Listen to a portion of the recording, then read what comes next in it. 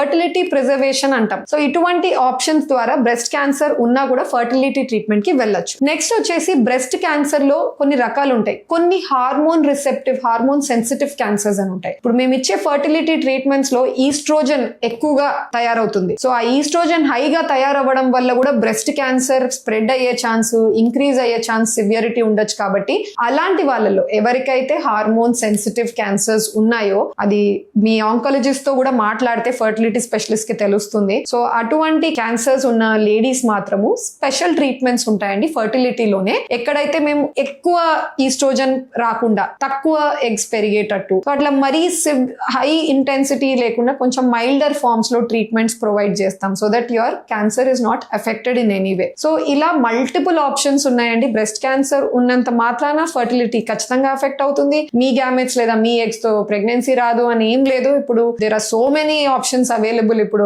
Fertility centres లో. So ఎవరికన్నా breast cancer ఉంది, డయాగ్నోస్ అయింది, కానీ ఇంకా ఫ్యామిలీ కంప్లీట్ అవ్వలేదు అంటే ఒక్కసారి ఫర్టిలిటీ స్పెషలిస్ట్ తో కూడా ఒక కన్సల్టేషన్ తీసుకోండి.